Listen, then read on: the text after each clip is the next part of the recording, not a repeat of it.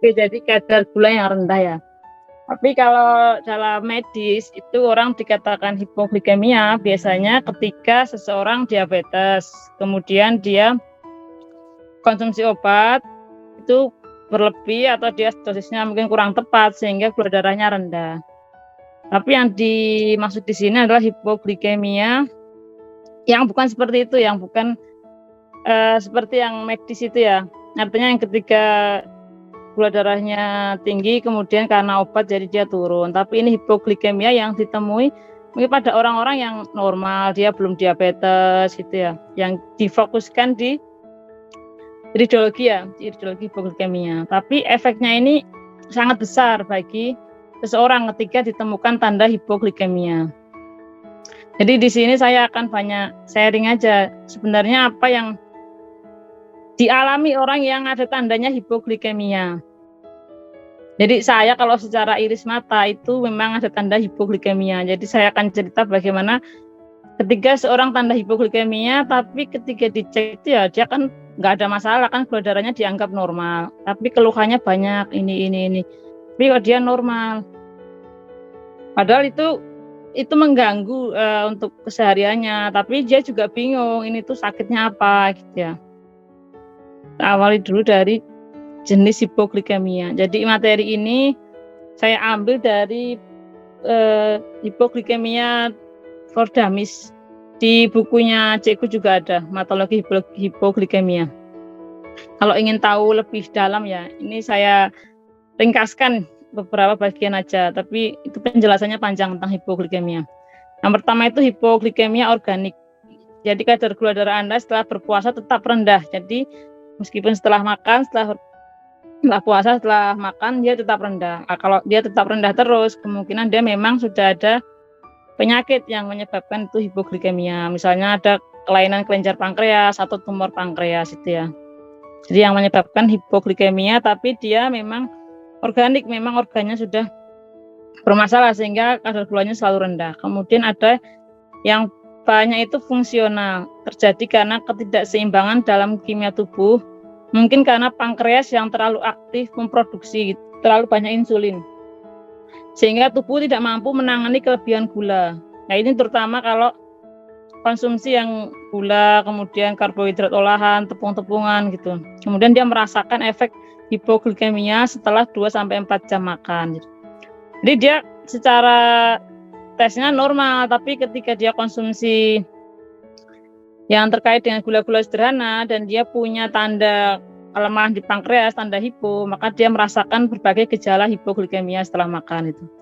Ya kalau dikatakan tesnya ya normal, nggak ada masalah gitu. Tapi dia punya banyak keluhan. Ini salah satu ini dari menurut John Andre itu dia pakar iridologi, memperkirakan bahwa 70-80% dunia barat sekarang menunjukkan kecenderungan hipoglikemia.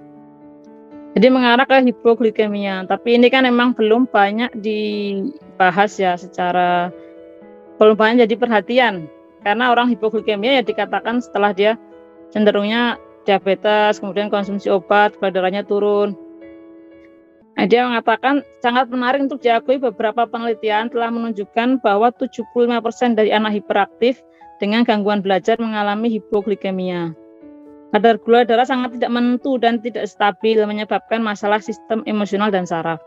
Jadi ketika kita memiliki anak, kemudian dia ada tanda hipoglikemianya, ketika dia belajar kok anak saya itu nggak paham-paham, nggak konsentrasinya menurun, kok hafalannya kurang. Nah, padahal dia ternyata ada kecenderungan hipoglikemia. Nah, ketika ini kan ini perlu penanganan khusus dalam mengatur pola makannya. Kalau tidak dia dianggapnya bodoh lah, kemudian bisa mudah cemas, terus konsentrasi menurun, nggak paham pelajaran, ternyata dia menderita kecenderungannya hipoglikemia. Sehingga ini pola makannya bisa berbeda dengan orang yang tidak punya tanda hipoglikemia. Jadi kalau orang hipoglikemia itu dia kayak sumber energinya, kan otak itu butuh gula ya untuk dia bisa bekerja, itu lebih cepat habis dibandingkan yang dia bukan orang yang ada tandanya hipoglikemia. Jadi orang hipo itu dia sebaiknya itu dia makan setiap 3 sampai 4 jam sekali. Mungkin orang lain misal dia sarapan jam 7. Dia mungkin sarapan jam 7 kemudian dia makan lagi lah jam 12 gitu ya. Itu bisa nggak ada masalah. Tapi bagi orang hipo, jam 7 dia jam 10 itu sudah merasakan berbagai tanda keluhan hipo. Jadi mulai nggak fokus, kemudian gemetaran, kemudian dia bingung, lemas, itu sebenarnya dia ada hipo. Nah, kalau ketika dia hipo tentunya kan nggak bisa belajar dengan optimal ya. Makanya kalau untuk orang hipo dia harus 3 sampai 4 jam makan. Artinya tidak harus makan berat, makan cemilan bisa. Nah, ketika anaknya itu mengikuti pola kebanyakan pada orang-orang yang dia makannya itu dalam jangka lama, maka dia mengalami hipo, keluhannya macam-macam, tapi dia nggak tahu ini kenapa sakitnya gitu. Nah, habis jadi dia ada tanda hipoglikemia. Bisa dilihat iris matanya apakah memang dia ada tanda hipoglikemia. Jadi ini penting ya, kalau anak kok nggak susah hafalan, jangan-jangan dia hipoglikemia, kecenderungannya hipoglikemia. Sehingga pola makannya disesuaikan dengan orang yang hipoglikemia. Ya, jadi hipoglikemia itu mudah untuk didefinisikan tuh, ya dia kadar gulanya rendah, kadar gula darahnya, tapi sulit untuk ditebak. Tes darah tidak selalu meyakinkan untuk dapat mengidentifikasi masalah.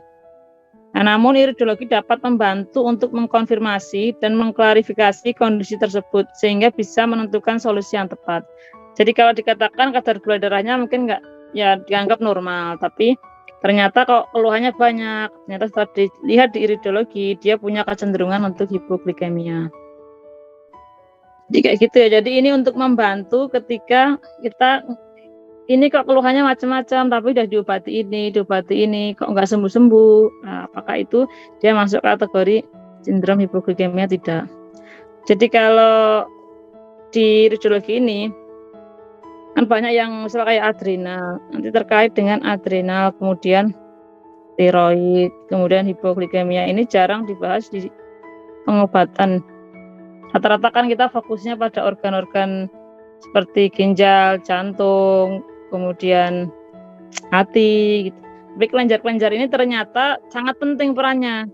Ketika sudah coba ini kok enggak kunjung sembuh, nah coba cek apakah ada masalah kelenjar, apakah di adrenalnya, tiroidnya, apakah dia menderita hipoglikemia.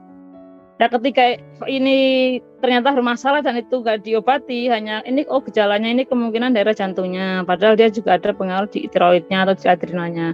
Maka ketika sembuhnya itu kurang optimal gitu. Nah, makanya kita gunakan iridologi dan sklerologi itu untuk memastikan apakah organ mana saja yang bermasalah dan pastikan kelenjar-kelenjarnya ini kan pankreas.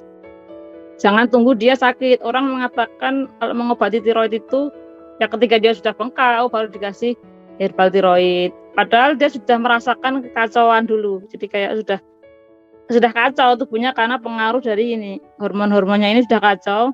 Tapi orang taunya ya kalau tiroid itu sudah jadi bengkak kemudian baru diobati. Kalau adrenal itu sudah sakit macam-macam, sudah kelelahan kronis baru diobati. Ya, padahal ini kan perlu dijaga ya. Sebenarnya sudah menimbulkan gejala-gejala tapi karena nggak tahu fokusnya sehingga ya nggak kunjung sembuh. Makanya ketika mengobati kok nggak kunjung sembuh lah, coba cek salah satu ini ya. Apakah memang ada masalah apa tidak? Nah, itu salah satu fungsi kita menganalisa lewat mata. Nah, ini berikut beberapa gejala yang terkait dengan hipoglikemia. Ini ada banyak ya. Ternyata sangat banyak gejala daripada hipoglikemia. Yang pertama rawan kecelakaan. Jadi kalau orang hipo itu, saya sendiri orang hipo ya. Tapi sekarang sudah mulai membaik hiponya. Sudah nggak parah. Dulu itu waktu kalau makan itu kan dia kalau makannya dirapel, orang hipo itu sukanya makannya yang banyak. Jadi kalau nasi itu habis makan nasi, terus masih pingin manis-manis, misal minum teh manis, masih makan cemilan macam-macam. Nah, ketika dia sudah kekenyangan, nah dia biasanya cirinya itu kalau udah habis makan kenyang itu bawaannya ingin rebahan. Nah, pengen rebahan dulu ngantuk gitu. Itu ketika orang hipo, baik itu dia belum makan atau dia sudah kekenyangan, itu rawan kecelakaan karena dia mudah mengantuk ya. Jadi dia kadang ngantuk sendiri. Makanya saya itu pernah naik motor, Itu karena habis buka puasa, itu kan makanya kalau buka puasa itu agak banyak jadinya ya. Nah, ketika agak banyak kemudian pulang naik motor tuh agak ngantuk, sampai itu naik motor itu bisa mimpi, untungnya itu nggak jatuh. Nah, kalau orang hipo itu kayak gitu. Jadi naik motor tuh sampai mimpi, untungnya nggak kesempret atau jatuh. Alhamdulillahnya masih nggak apa-apa. Itu kalau orang kecelakaan tuh bisa kayak gitu. Namanya kayak microslip itu ya. Kita tahu ketiduran, ya dia bukannya mau tidur naik berkendara, tapi itu kadang tahu-tahu ngantuk sendiri gitu. Itu jadi orang hipo ya. Jadi ini kalau sopirnya, oh ini tandanya orang hipoglikemik ya, dia pastikan kalau makan itu jangan dalam porsi besar. Terus jangan sampai juga lapar. Kalau dia lapar ya bisa ngantuk. Nah, jadi ini penting. Nah, dia bisa rawan kecelakaan orang hipo itu. Kemudian sakit punggung dan nyeri otot. Ini tidak harus semuanya, tapi biasanya banyak keluhan. Kemudian sesak napas. Jadi kalau saya hipo ya dulunya itu bangun pagi itu kan rasanya tuh kalau nggak makan cepat, misal jam 8 atau jam 9 tuh nggak makan tuh bisa tangannya gemetar ya. Tangannya gemetar, kemudian tangannya gemetar ketika belum makan. Ya kayak gemetar, kayak agak sesak gitu. Kalau nggak makan tuh udah kayak mau pingsan. Padahal baru jam 8 atau jam 9, telat sedikit makan aja udah gemetar, sesak, kemudian bawaannya tuh bisa orangnya tuh mudah emosi. Jadi dia juga bisa mudah marah. Nah, ketika sudah gemetar, sudah mau pingsan, kemudian kalau kelamaan pandangan kabur, tangan dan kaki dingin, pusing, itu harus segera makan. Kalau nggak makan udah kayak mau pingsan aja. Nah, itu ciri hipo ya, padahal dia baru jam 8 tuh udah nggak makan tuh udah kayak gitu keluhannya. Nah, tapi ketika ini sudah teratasi, saya udah nggak terlalu hipo. Jadi misalnya bangun pagi itu makan jam 11, belum makan jam 12 itu nggak merasakan keluhan-keluhan itu. Jadi kalau orang merasakan kayak gini, belum tentu dia ada masalah di pernafasannya, belum tentu dia tangan dan kakinya dingin, bukan tentu organnya yang lain bermasalah. Jangan-jangan dia hipo. Coba kasih makan dulu. Dia kan gula darahnya rendah ya, coba kasih makan. Apakah keluhannya berkurang apa tidak? Ketika dia keluhannya membaik, berkurang, ya berarti itu memang dia tipenya hipoglikemia. Banyak keluhannya. Kemudian bangun pagi itu capek rasanya, bangun pagi merasa lelah dan pegal. Kemudian merasa jauh lebih baik kondisinya di malam hari dibanding pagi hari. Jadi pagi hari itu badan capek, lemas, bisa gemetar gitu. Tapi kalau di malam hari dia jauh lebih bagus kondisinya. Kemudian masalah pencernaan, jadi dia juga bisa mengalami masalah pencernaan. Kemudian kulit gatal. Mungkin ada orang yang kok gatal di kulitnya, atau dia itu kalau dicek itu ya nggak gula darahnya nggak tinggi, tapi ini kok masalah kulit kok nggak sembuh-sembuh, atau luka di kulit, atau gatal kok nggak sembuh-sembuh gitu. Nah, kalau kita obati gula ya dia itu nggak gula kok gitu, nggak ada masalah gulanya, tapi kalau nggak sembuh dikasih, kalau kulit nggak sembuh dikasih ini nggak sembuh, cek iris matanya. Kalau dia hipoglikemia, nah kita diberikan terapi hipoglikemia sama pola makannya diperbaiki. Nanti lama-lama kulitnya ini sembuh, karena kan ini fokusnya bukan masalah kulit, ternyata dia masalahnya di hipoglikemianya gitu. Jadi ini pentingnya kalau kita bisa mengetahui kondisi seseorang lewat mata. Kemudian pandangan kabur. Nah, kemudian banyak bicara ya orang hipo itu.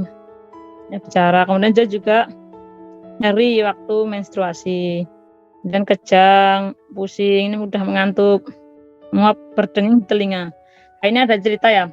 Bapak saya itu kan telinganya kayak ada suaranya gitu. Sudah diperiksakan ke dokter, dicek di dalamnya itu nggak ada apa-apanya, nggak masalah, tapi kayak berdenging terus, kayak ada suaranya gitu. Terus kemudian ini mungkin masalahnya di gangguan telinga, udah dikasih obat telinga, udah diobati, dikasih obat telinga, tapi nggak kunjung sembuh, tetap aja berdenging. Ini kira-kira itu kenapa ya bapak saya itu kok nggak kunjung sembuh gitu? Kan kalau orang berdenging telinga itu memang nggak berbahaya sekali, tapi itu kan mengganggu harian, kan nggak nyaman ya, sampai nggak bisa tidur kan, nggak nyaman di telinga. Terus saya lihat foto matanya, bapak saya itu juga tipenya hipoglikemia. Kalau ketika hipo ya pola makannya dirubah, kemudian nasinya dikurangi, diganti yang karbonya itu yang rebusan-rebusan. Itu setelah dirubah itu berdenging telinganya mulai membaik. sampai bingung ini kira-kira masalahnya apa. Diobati telinga, diberikan herbal ginjal tapi nggak kunjung sembuh. Ternyata dia masuk hipo. Oh ya ini masalahnya ternyata hipoglikemia. Ketika dirubah ya dia membaik. Membaik masalah di telinganya. Ya kadang kok bisa ini gula kok pengaruhnya ke banyak banyak organ ya gitu ya. Jadi kalau mekanismenya detailnya itu karena ini belum banyak jadi perhatian, jadi saya juga belum menemukan mekanisme detailnya ini kok pengaruhnya ke sini, pengaruhnya ke sini, pengaruhnya ke sini. Tapi ketika dicobakan ternyata memang benar bahwa dia tuh ketika memperbaiki daripada kondisi hipoglikemianya, keluhan-keluhannya itu mulai membaik. Dan pingsan. Kemudian juga mengalami kelelahan, sakit kepala, kemudian jantungnya berdebar, nyeri sendi, kesemutan, kemudian juga dia susah tidur juga ya. Jadi banyak sekali gejala-gejala yang disebabkan oleh hipoglikemia. Jadi ketika ada mengalami beberapa bagian di sini, cek coba, maka ada tanda hipoglikemianya gitu. Nah ini juga ternyata dia nggak hanya menyebabkan gangguan secara fisik, tapi juga emosi. Salah satunya tadi saya bilang kalau dia lapar, ketika dia memang orang tipe hipo, jangan ngajak ngobrol orang hipo ketika dia lapar. Dia bawaannya bisa marah-marah. Kalau dia tipe yang lunat dan ekspresif, dia bisa marah-marah. Sebenarnya ini hanya perlu diberi makan dulu, kemudian baru diajak ngobrol. Jadi lihat dulu orangnya ketika mau mungkin mau kerjasama, mau ngobrol, makanya diajak di tempat makan, biasanya orang ngobrol itu. Dan berikan sesuatu yang orang hipo itu kan kurang gula, berikan sesuatu yang manis. Tapi kalau kelebihannya ini bisa jadi diabetes. Hipoglikemia itu ketika dia nggak menjaga pola makannya jadi diabetes itu. Makanya dia akan suka sesuatu yang manis, makannya manis itu. Kalau orang hipo itu puasa itu dia pengennya yang manis-manis, ada roti lah, ada menginginkan roti, kemudian permen yang sesuatu yang manis-manis lah. Minumannya manis gitu. Dia akan kakaknya kalau orang tuh gak sumpah bawaannya, pengennya makannya kok yang manis-manis, minum coklat, minum es krim, intinya yang manis-manis ya. Ternyata bisa jadi dia tandanya hipoglikemia ini. Nah, itu yang pertama itu gangguan emosinya apa? Antisosial. Kemudian pemikiran yang berputar-putar. Jadi ketika hiponya kambuh, orang tuh kadang diajak ngobrol tuh nggak nyambung-nyambung. Kok ini diajak ngobrol nggak nyambung-nyambung? Oh ternyata hipoglikemianya baru kambuh. Jadi dia belum dikatakan diabetes ya, dia kan mengalami kekacauan pada gula darahnya. Tapi belum tentu dia diabetes. Dia hanya menjadi awal ketika dia pola makannya buruk, maka ya ke depan jadi diabetes. Kemudian cemas terus-menerus, bisa juga dia cemas. Kadang orang nggak tahu, oh ini cemasnya ya kenapa, kemudian dikasih macam-macam, ternyata dia diperbaiki dulu hipoglikemianya. Ternyata dia hipo. Kita matikan aja. Kemudian kesulitan konsentrasi, nggak fokus itu. Jadi kalau orang hipo itu pernah juga kejadian tuh, itu memang bahayanya kalau kita punya misal pegawai apa namanya hipo, salah mencet itu. Jadi pernah saya tuh karena hipo pas itu kambuh, itu pesan tiket bukannya tanggalnya harusnya seminggu depan, intinya tanggalnya itu salah, tanggalnya bacanya besok. Ya tuh kadang itu dia tuh sudah mencetnya tuh kelihatannya benar, ternyata salah itu. Nah, dia salah satunya itu. Jadi kurang konsentrasi, ternyata ini hipoglikemianya baru kambuh ya. Tapi bisa sembuh, bisa diperbaiki lah tentunya. Artinya bukan berarti orang itu dikatakan bahwa dia seperti itu terus, enggak. Dia bisa membaik. Jadi sekarang tuh sudah saya nggak mengalami banyak gejala-gejala daripada hipo itu. Sudah nggak gemetar, sudah nggak macam-macam. Jadi kalau ada misal punya pegawai biar nggak salah, jangan-jangan kalau dia salah-salah, jangan-jangan dia hipo. Misal dia waktunya makan siang karena dia merasanya masih kenyang, jadi dia nggak makan dah nanti aja. Nah, ternyata dia jadi pekerjaannya kacau. Nah, pernah saya punya pegawai itu orang hipo. Harusnya dikirim herbalnya ke A, salah kirim ke B. Untungnya bisa dikonfirmasi itu. Nah, itu bahayanya gitu kalau orang hipo itu. Itu kan kalau orang salah, orangnya nggak paham. Nah, ini bisa minum. Kalau herbal ya kadang masih masih nggak begitu beda jauh ya kalau dia salah memberikan obat atau dia pekerjaannya yang rentan membahayakan lah orang lain, itu kan berbahaya ya. Jadi kalau ketika kita mengenali apakah diri kita ada kecenderungan hipo, apakah anak kita, apakah keluarga kita, atau apakah karyawannya ada tanda hipo, maka kita bisa mencegah kerugian yang lebih besar. Orang naik nyetir mobil, kecelakaan, bisa jadi juga dia emang orang hipo, jadi kita harus tahu polanya orang hipo itu gimana, sehingga untuk mencegah kerugian yang lebih besar. Dan udah baper, kemudian dia kelelahan mental, gugup, merasa seperti gila itu ya karena dia stres ya, cemas terus menerus. Apalagi kalau orang lagi sedih, cemas itu kan dia cenderungnya nggak mau makan ya. Orang-orang kalau emosinya baru terganggu kan dia tidak nafsu makan. Nah, ketika tubuhnya nggak ada nutrisi yang masuk ya dia hipoglikemianya kambuh, makanya bisa semakin emosinya semakin kacau, semakin cemas, semakin udah baper, semakin kacau. Nah, karena dia tubuhnya nutrisinya rendah, jadi dia memicu hipoglikemianya kambuh, makanya nggak kunjung sembuh. Kalau dia tahu ya dia harus tetap makan. Apakah ketika dia nggak makan yang berat ya, ketika dia nggak makan yang penting itu ada asupan. Misalnya dia nggak harus makan yang karbohidrat yang banyak, dia bisa makan protein.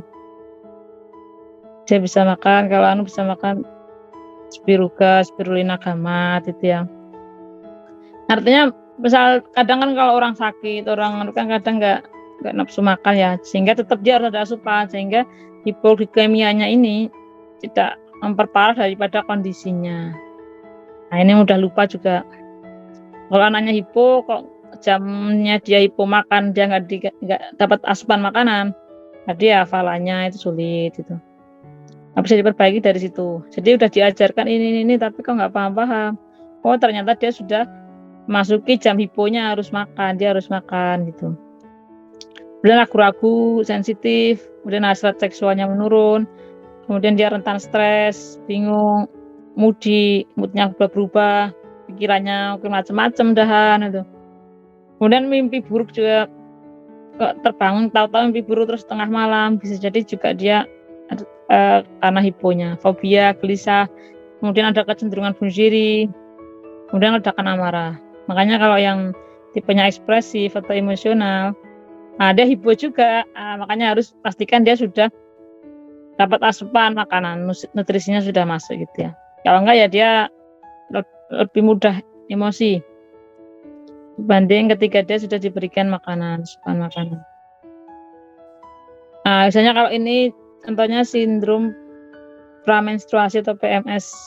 Sering dikaitkan dengan nafsu makannya meningkat, keinginan untuk permen atau makannya manis, sakit kepala, kelelahan, dan jantung berdebar-debar.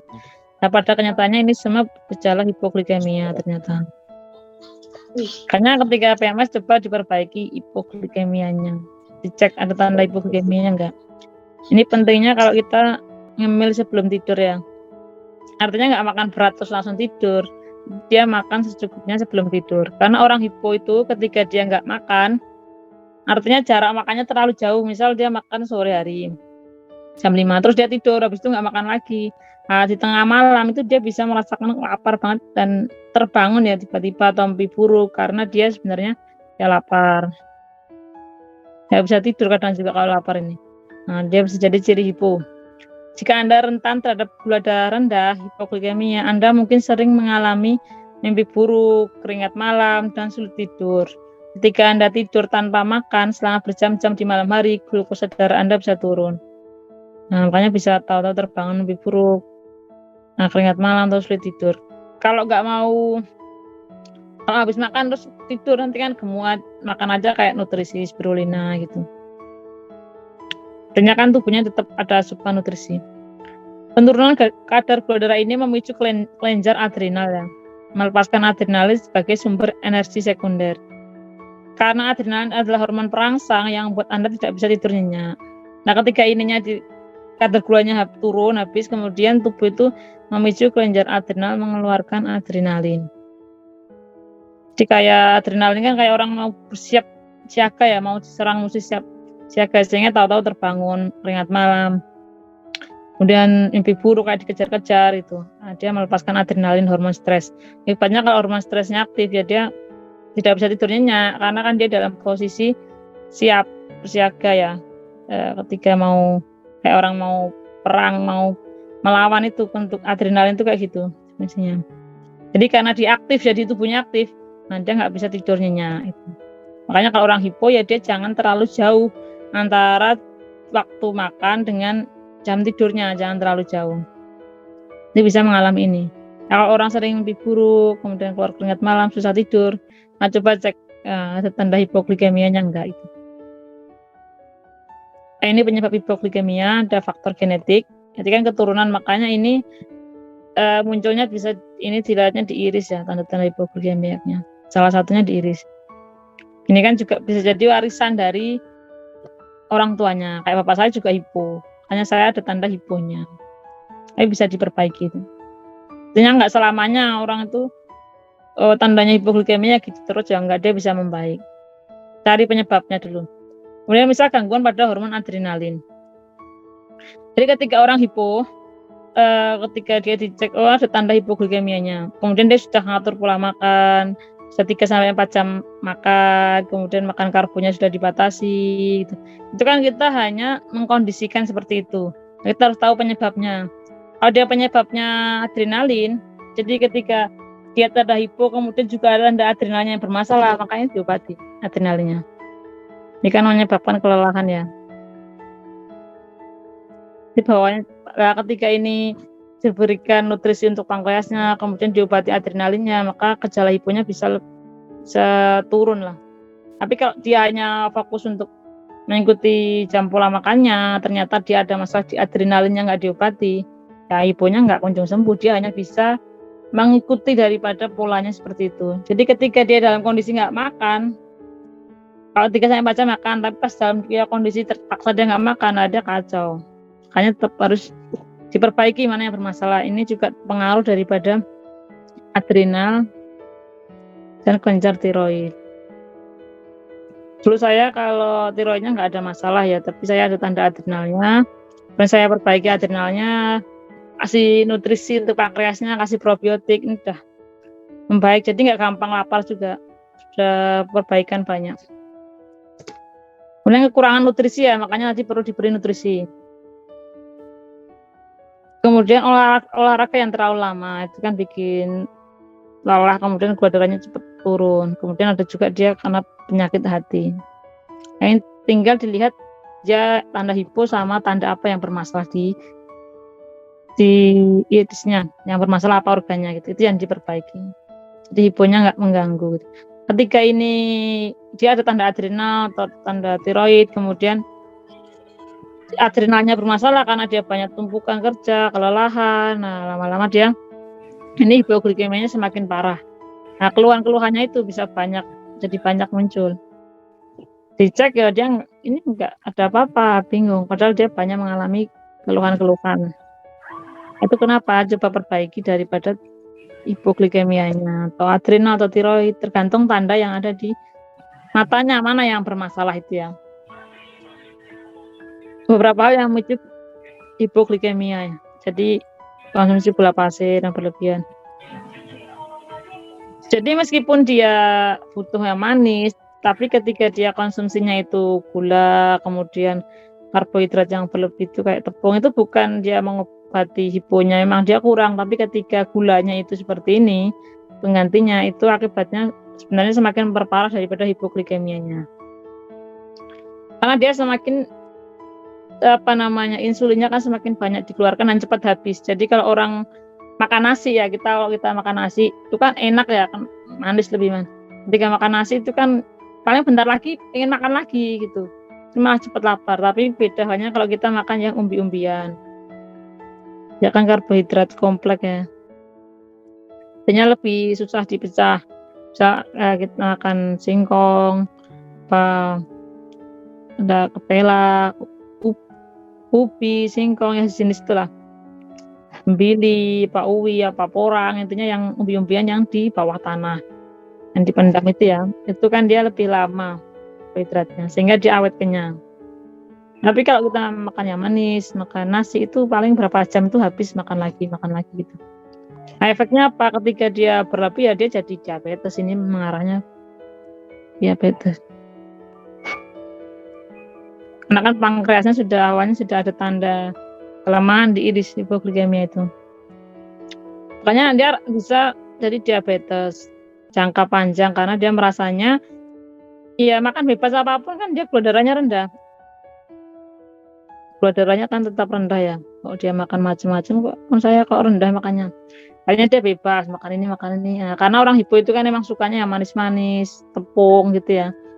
Jadi dia ya suka makan kayak gitu. Dia mikirnya baik-baik saja kan gula darahnya rendah gitu. Ketika dicek nggak ada masalah, saya makan gula, makan tepung nggak ada masalah gitu. Nah, ketika pankreasnya sudah tidak mampu memproduksi insulin karena sudah dihabiskan di waktu awalnya karena dia menganggapnya selalu rendah.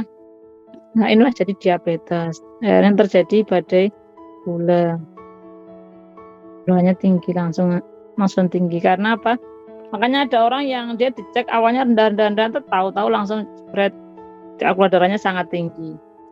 Padahal sebelumnya rendah. Ini nggak mendeteksi prosesnya.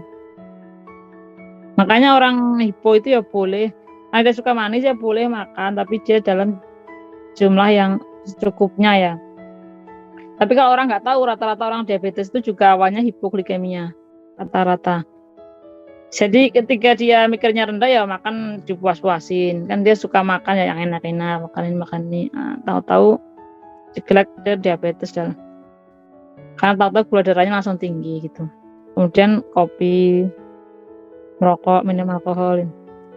Jadi kalau orang memang kelelahan, dia adrenalinnya lemah, kemudian ada tanda hipoglikemia, memang dia sangat menginginkan sesuatu yang manis. Kemudian kopi itu kayak lega banget rasanya, nikmat itu.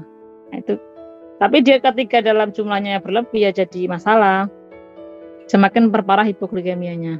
Tapi memang ketika dia suntuk baru stres, banyak masalah, capek, itu memang ini seolah-olah sangat membantu ya ini.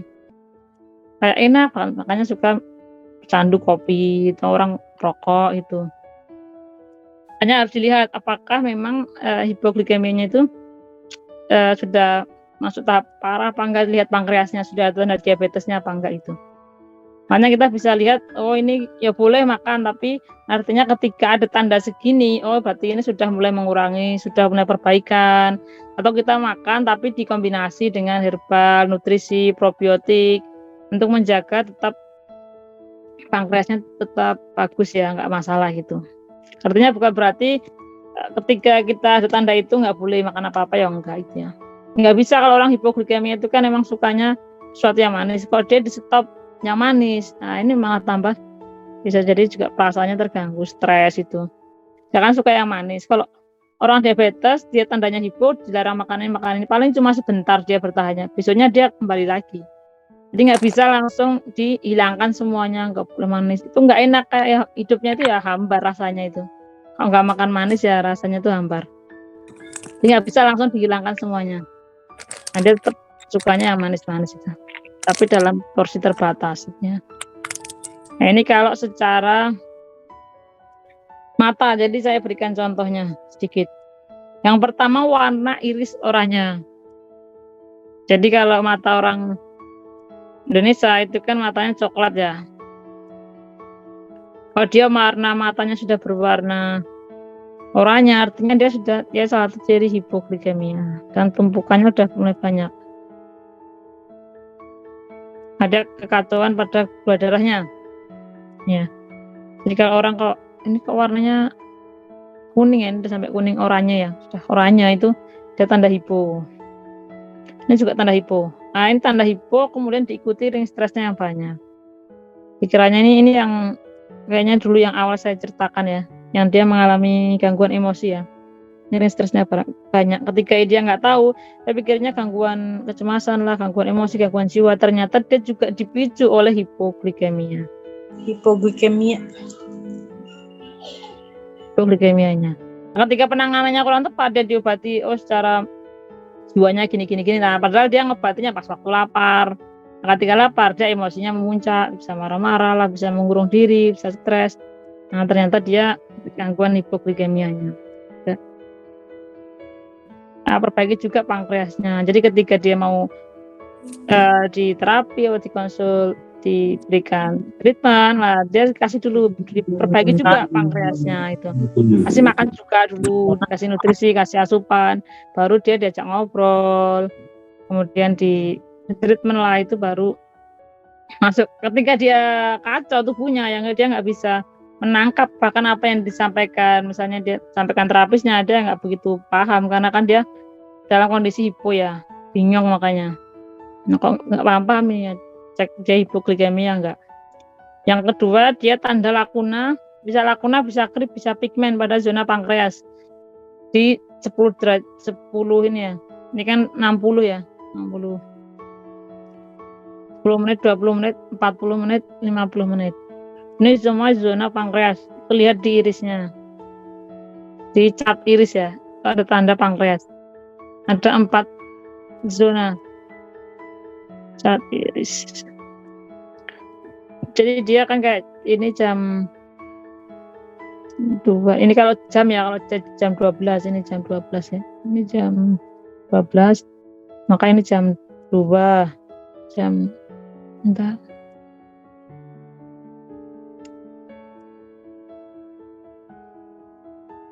Nah, ini jam 2, jam 4, jam 8, jam 10. Nah, ini namanya untuk silang ya. Katakan silang Andreas. Harus semua tandanya ada. Jadi sebenarnya ada banyak tandanya ya, tapi saya jelaskan 2. Ada banyak penjelasannya nanti di pelatihan patologi hipoglikemia itu ada beberapa tandanya. Tapi yang saya sampaikan pada malam hari ini yang mudah kita lihat itu ya warnanya sama lakunanya, tapi ada banyak tandanya.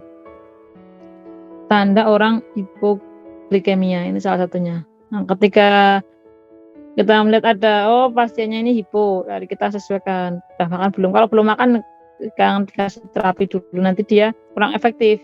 Nah, dia pastikan dulu sudah makan, supaya nutrisinya tercukupi, baru dilakukan treatment biar biar optimal treatmentnya gitu ya. Kalau orang hipo kayak gitu. Ini sekilas tentang hipoglikemia ya. Jadi orang bilangnya, kok kuliah kadang waktu pelajaran, waktu pelatihan, waktu kuliah itu kok ngantuk, tertidur. Nah, dia bisa jadi juga tanda hipoglikemia. Ya disalahin ini kan belajar, ya bangun, ya namanya dia ngantuk, hipoglikemia ya susah, makanya dia harus dicukupi pola makannya, dan makannya cukup tapi juga nggak boleh berlebih. Ketika berlebih ya sama, dia mudah ngantuk gitu. Biasanya habis makan rebahan-rebahan, istirahat gitu. Nah, makanya kalau orang ini saya ada tanda hipo lah, ketika tanda hipo itu ya kita sesuaikan, artinya ketika makan itu biar nggak cepat ngantuk. Biasanya kalau kita makan kan harusnya tambah bertenaga, tambah lebih seger. Kalau orang hipo dia habis makan bawaannya capek, lelah, pengennya rebahan, jadi bukan lagi dia segar tapi malah bawaannya semakin lemas. Makanya kalau sarannya dari Cigu Arman itu, kalau makan karbonya itu 1 kepal tangan. Karbohidratnya ya. Nah, itu 1 kepal tangan. 1 kepal tangan tuh ya nasinya, kepalan tangannya sendiri. Nah, jangan tangan sebelahnya atau pasangannya. Nah, kepal tangan sendiri. Nanti makan lagi 1 kepal tangan. Artinya itu yang mampu diolah oleh tubuh. Ketika berlebih ya kasihan pankreasnya. Kan sudah ada tanda kelemahan di pankreasnya. Dia harus menyesuaikan orang hipo. Jangan ditunggu dia diabetes. Namanya kan ini untuk preventif. Kalau dia dikatakan diabetes ya udah didiagnosa di lab dia diabetes itu. Dan ini mencegah, kan banyak orang kena diabetes ya di Indonesia. Apalagi kalau makan itu kan porsinya besar. Karena apa? Karena dirapel. Jam 7 nanti makanlah sekalian aja siang, langsung makannya banyak gitu. Itu ngantuk bawaannya. Makanya harus makannya itu sedikit-sedikit, kemudian makan lagi kayak gitu. Itu kalau orang hipo ya. Jadi orang hipo tuh kadang dia juga bingung ini keluhannya kenapa gitu. Ternyata dia hipoglikemia. Banyak gejalanya. Baik itu fisik maupun secara emosinya itu banyak. Gangguan emosi maupun fisik yang dipicu oleh hipoglikemia. Termasuk masalah emosinya, menarik diri, kemudian menyendiri, ketakutan, cemas itu. Nah, itu mungkin bisa kecemasannya, kekhawatiran itu bisa menurun ketika hipoglikemianya diperbaiki. Kayak gitu ya, kayak saya lihat tuh.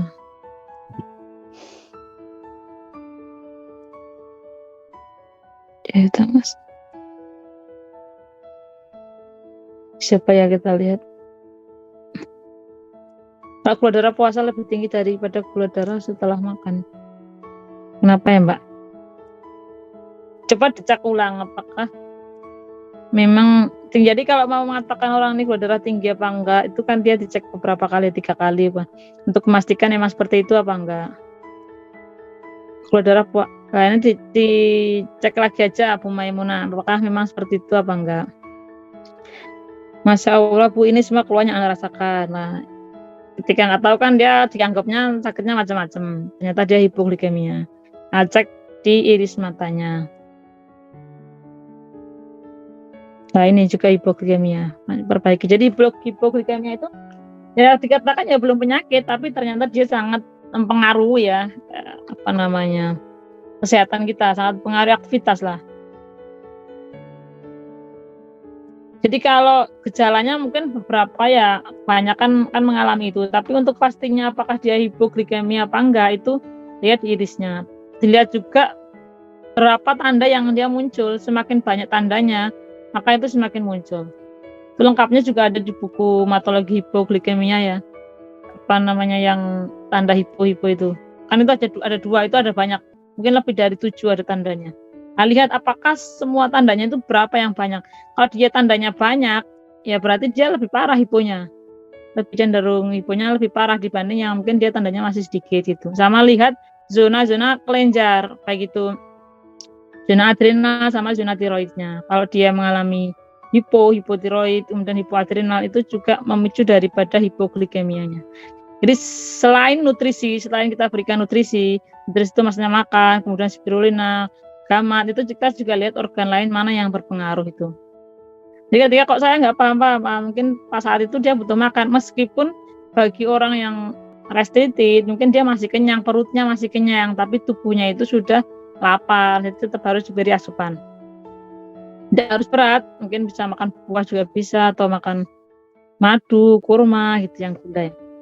Artinya dia nggak harus makan berat kalau dia keluhannya muncul gitu. Nah, coba dilihat aja ketika diperbaiki pola makannya, kemudian setiap 3 jam itu makan, 3-4 jam itu makan, bisa makan kurma atau makan buah, makan madu, makan spirulina gamat, itu nanti dilihat menurun nggak keluhannya gitu ya. Sama dicek tandanya di iris mata.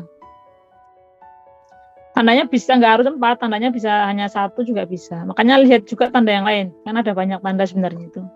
Itu yang saya berikan 2 itu. Ada banyak tanda. Jadi mungkin tanda lakunanya nggak ada, tapi ternyata dia kolaretnya bentuk persegi. Kemudian ada tanda kolaret jembatan atau yang lainnya itu ada. Warnanya oranye. Jadi kalau yang gampang itu kan kalau kita lihat warnanya ini oranye, makanya dilihat juga kalau bisa kelihatan warna irisnya itu kan senternya harus terang. Jadi utamanya lihatnya di iris ya. Jadi foto irisnya yang bagus, yang kelihatan itu. Biar tahu ini itu termasuk tanda hipo enggak. Ketika tanda hipo kan bahaya. Kayak tadi saya tanda hipo kalau naik motor ya ngantuk sendiri. Itu kan bisa membahayakan ya. Kita nggak tahu. Nah, sekarang udah enggak. Udah enggak parah hiponya, enggak. Udah mulai membaik. Jadi bisa nggak harus 4 lokasinya. Ya bisa di iris kanan dan iris kiri. Ketika dia iris kanan, iris kiri juga ada ya berarti dia semakin parah gitu. Jadi bisa di keduanya, bisa di salah satu gitu. Itu kan tinggal dilihat banyak tandanya apa enggak itu.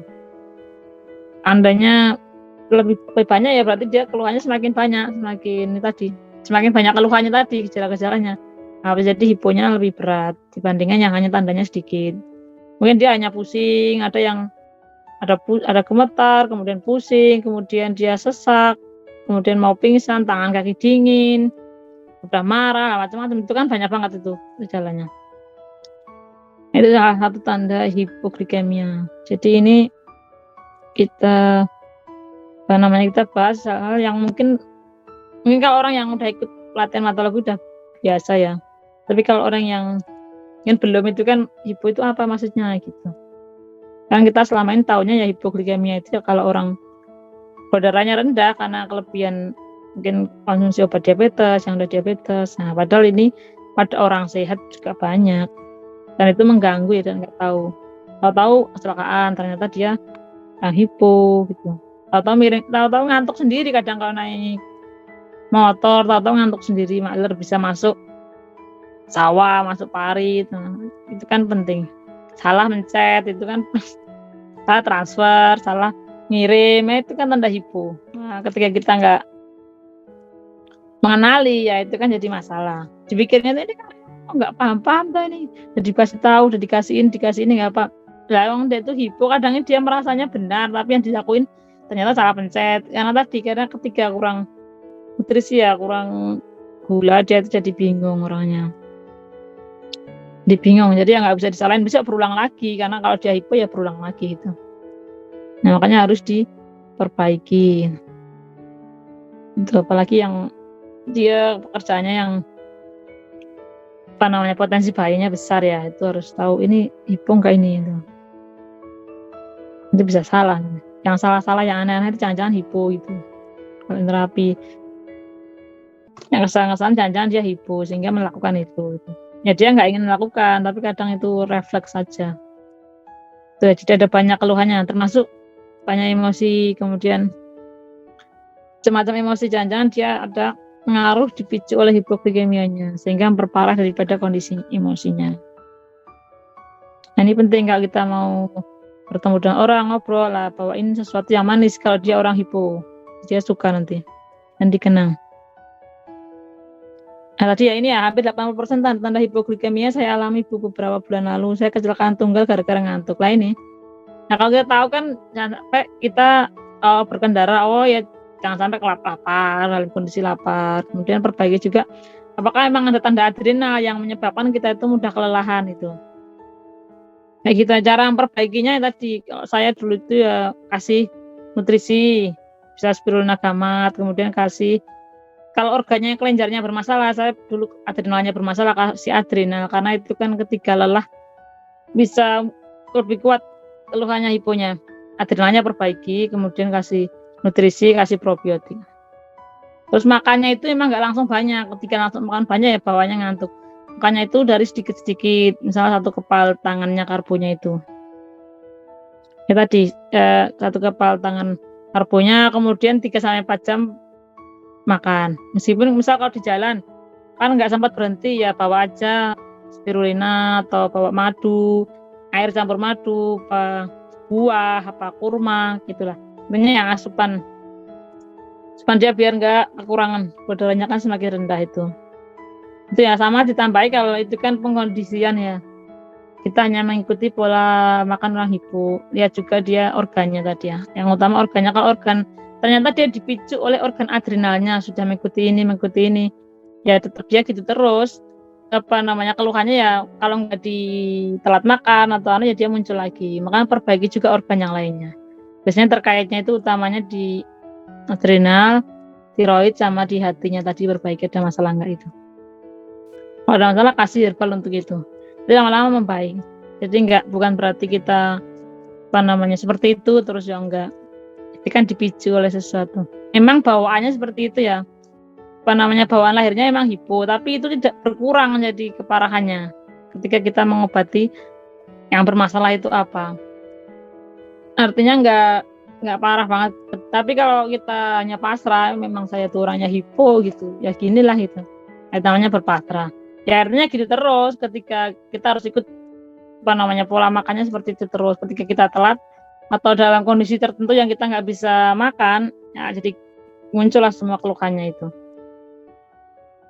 Jadi kita amati aja juga organ yang lainnya. Kalau puasa itu kan beda ya, meskipun dia nggak makan kan dia sudah punya niat. Artinya tubuhnya kan sudah menyiapkan. Jadi nggak apa-apa kalau orang puasa itu kan dia sudah niat. Kalau orang nggak puasa kan dia harusnya makan tapi nggak dikasih makan. Meskipun dia rasanya nggak lapar. Jadi jangan tunggu perutnya lapar. Padahal organnya sudah kacau. Nah, jangan tunggu dia lapar. Pertama kalau saya baca di Di bukunya itu terutama kalau anak-anak yang dia memiliki tanda hipo, diare itu dia rentan banget ya hipo. Rentannya lebih parah lagi, makanya ada orang yang bisa sampai diare itu meninggal itu. Sebenarnya itu bukan penyebabnya hipo, itu kan hanya bisa jadi perantaranya aja itu.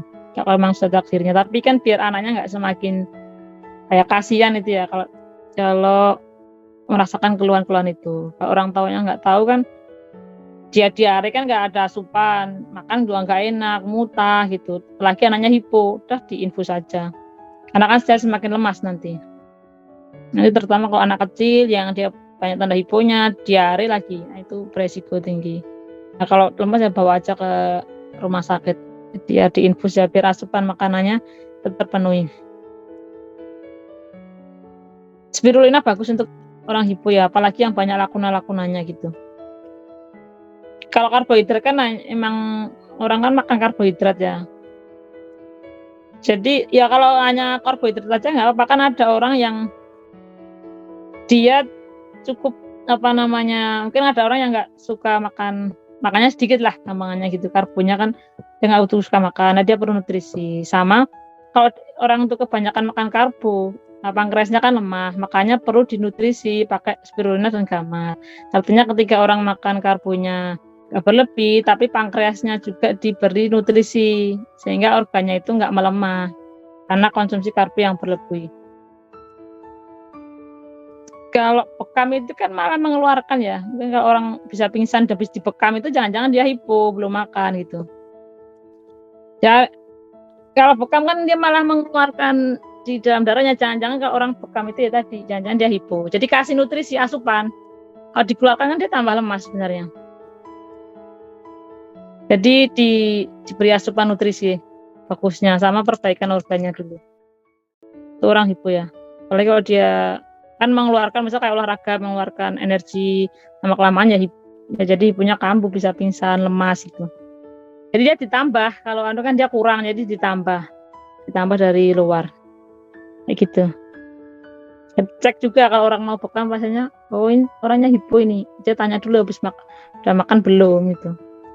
Kalau belum makan ya dia nanti bisa tangan kaki dingin, lemas, pingsan gitu bisa. Nah, makanya ini penting ya ketika kita mampu mengenali tanda-tanda hipoglikeminya. Ada di materi ya. Nah, oke.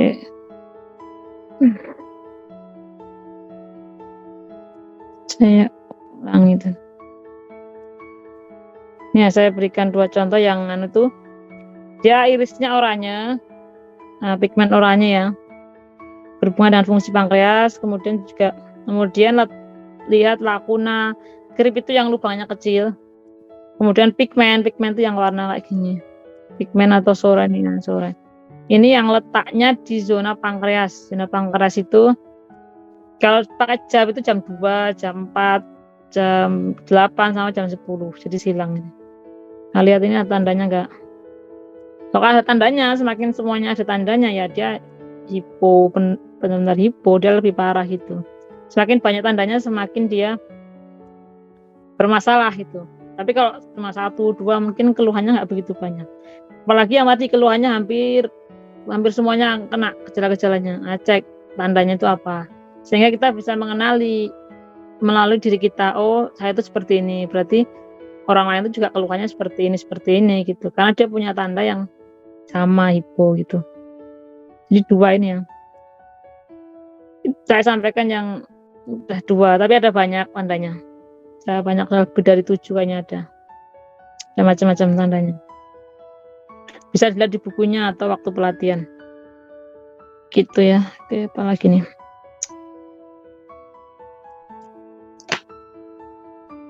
Ya, apakah cukup hipoglikemia dengan meningkatkan fungsi pankreas dan liver saja? Nah, tadi ya juga harus pola makannya diperbaiki. Dia menyesuaikan pola hipo dulu, kemudian dia kalau emang yang bermasalah itu hanya pankreas dan liver, ya diperbaiki itu. Nanti tinggal dilihat perkembangannya. Perkembangannya itu dia ada perubahan apa enggak itu ya, badannya lebih seger apa enggak itu. Biasanya kalau orang hipo bawaannya lemas saja, habis makan lemas, tapi enggak makan juga lemas itu. Ngecek juga kalau itu memang bermasalah pankreas dan liver, ya dikasih aja herbal untuk pankreas dan liver. Nanti dilihat perkembangannya. Atau apakah kok ini belum baik? Apakah ada tanda lain yang kita belum kenali gitu? Apakah ada organ lain yang bermasalah gitu? Kayak gitu ya. Oke, kalau kita kalau tanda orang hipo. Apakah spirulina ya? Spirulina. Apakah jika pankreas dan liver normal, apakah mungkin ia bisa kena hipo? Bisa, kan nanti dijelaskan bahwa dia irisnya kan dia kecenderungannya hipoglikemia meskipun dia organnya itu masih normal. Tapi ketika organnya itu sudah bermasalah ya dia semakin berat hiponya. Biasanya ini kan kalau kita ngeliat hipoglikemianya ini kan lihat dari tanda di irisnya. Tapi biasanya itu tetap ada garisnya tipis-tipis sih. Meskipun belum menimbulkan penyakit ya. Jadi beda orang hipoglikemik terus dia bukan berarti sakit liver atau sakit di zona adrenalnya atau sakit tiroid. Jadi dia belum tentu sakit.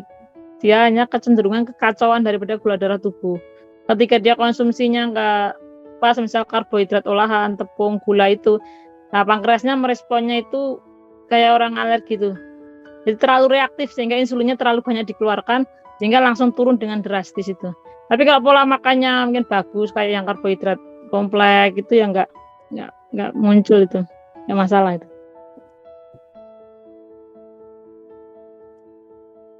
Empat waktu hipo. Ya intinya 3-4 jam dari dia waktunya makan kapan itu. Artinya kadang orang kan makannya jam-jam misal jam 7 ya, itu jam 10, jam 11 gitu.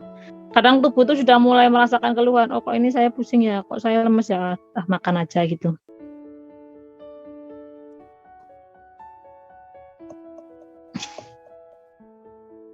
Bekam dengan organ, jika organnya itu perbaikan ya dilihat aja ketika habis dibekam, nanti dilihat aja organnya itu memang memudar apa enggak garisnya gitu. Kalau dia sudah muncul masalah di organnya, biasanya ada garisnya meskipun dia mungkin nggak begitu garisnya begitu merah gitu.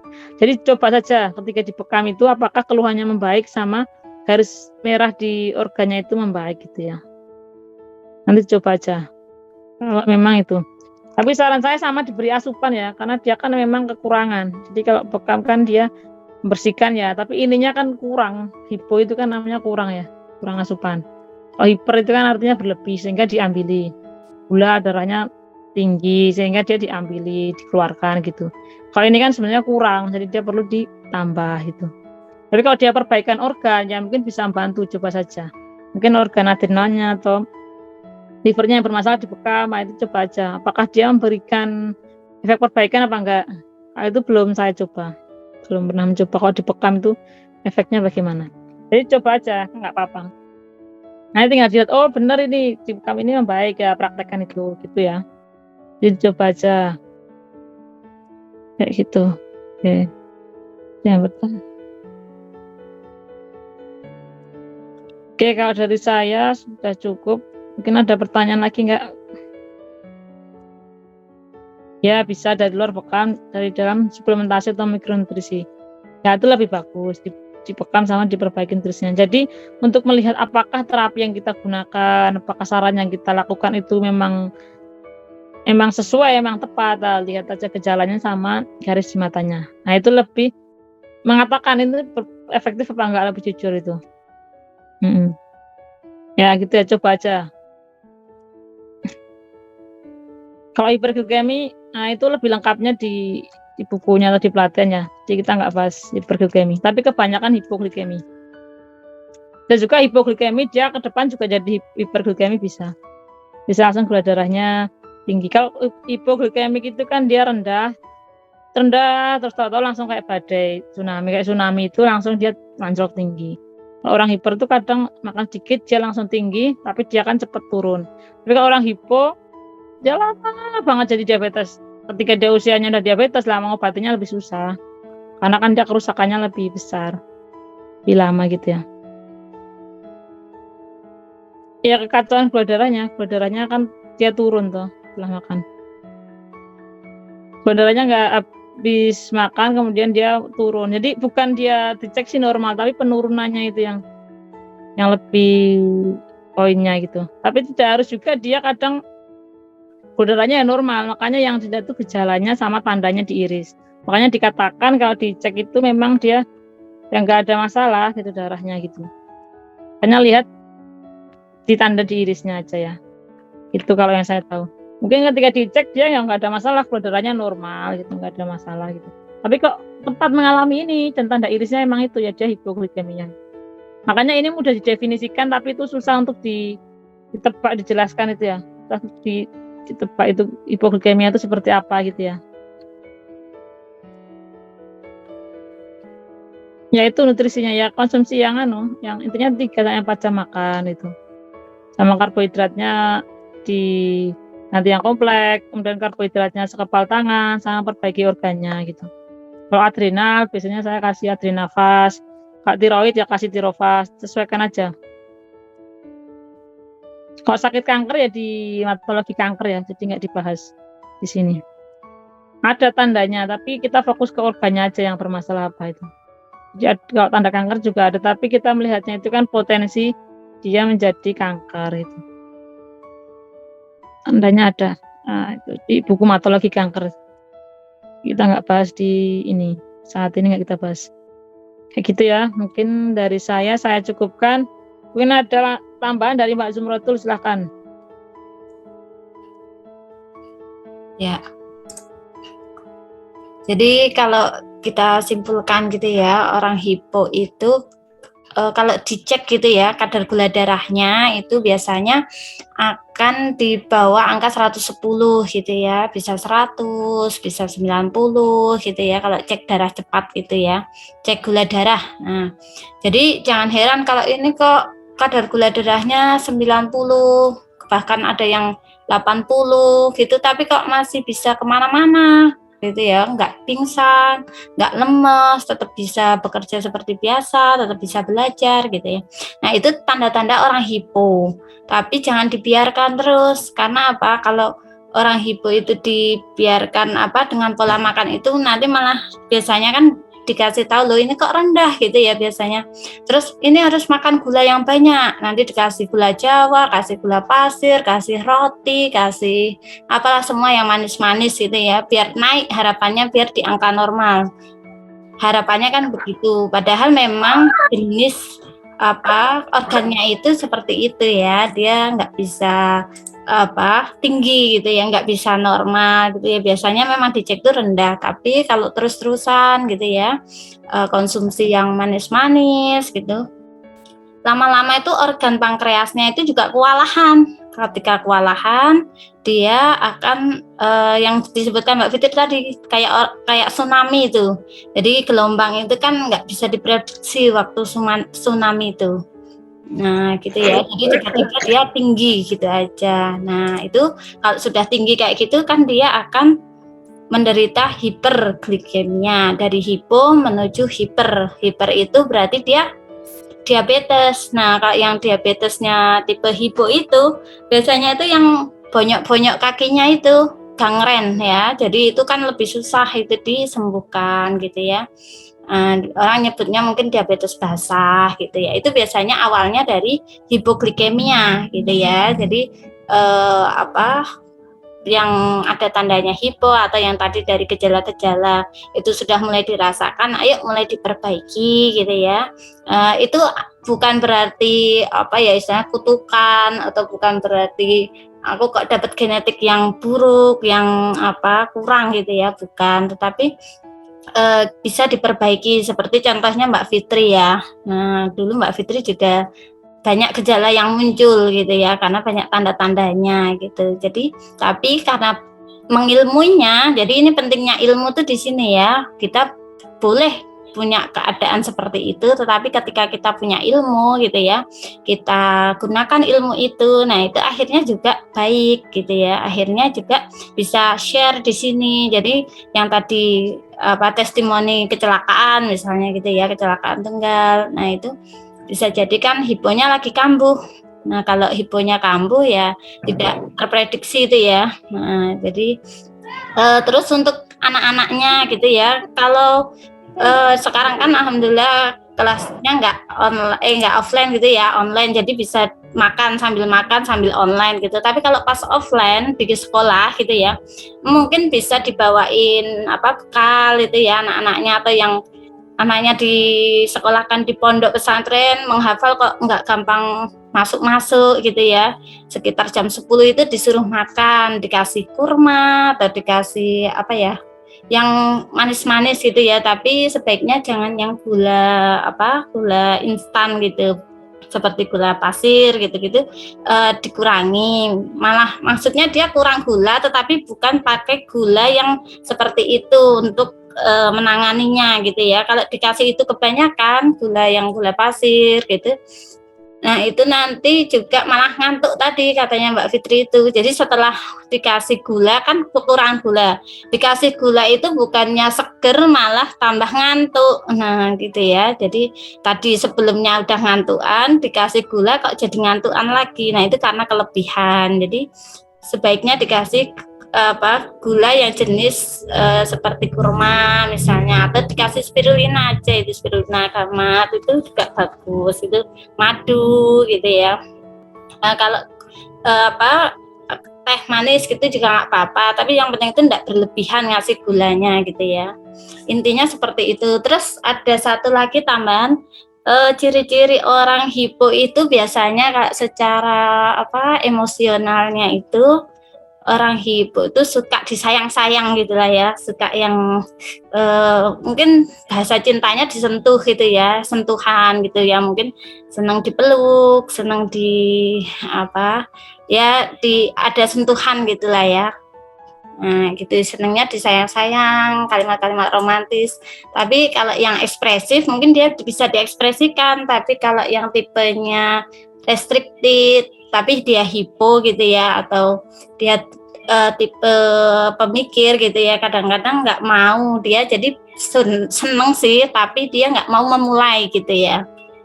Jadi mungkin kalau yang punya pasangan atau anaknya kayak gitu ya, mungkin bisa dipraktekkan gitu ya. Nah kadang nggak diekspresikan soalnya gitu. Kalau yang tertarik untuk belajar lebih lanjutnya, lebih dalam lagi, silakan bisa mendaftar pelatihan hematologi hipoglikemia besok Sabtu Ahad gitu ya, tanggal 26 27, insya Allah juga ada kejutannya di situ. Silahkan nanti ke admin gitu ya, dan itu insya Allah bisa berjumpa sama saya, Mbak Fitri, dan guru kami itu Cik Arman Sibuya. Dan teman-teman yang sudah mendaftar gitu ya, ada orang baru, ada orang alumni gitu ya, dan nanti akan dibersamai gitu ya, akan dibimbing insya Allah. Jadi tidak perlu khawatir saya orang baru gitu misalnya ya, apakah bisa langsung tiba-tiba ikut hematologi hipoglikemi misalnya gitu. Insya Allah bisa, karena kan ini kemarin sudah dikasih materi iridologi, sudah dikasih materi sklerologi. Nah besok yang lebih spesifik itu hipoglikemi gitu ya. Sekian dari kami, saya Zumratul Hasanah dan Mbak Fitriana. Mohon maaf kalau ada kekurangannya gitu ya, kalau ada yang tidak berkenan. Terima kasih atas perhatian Bapak dan Ibu sekalian, dukungannya, partisipasinya, atensinya gitu ya. Sekian dari kami. Wassalamualaikum warahmatullahi wabarakatuh. Waalaikumsalam warahmatullahi wabarakatuh. Terima kasih Bu Fitri. Waalaikumsalam warahmatullahi wabarakatuh.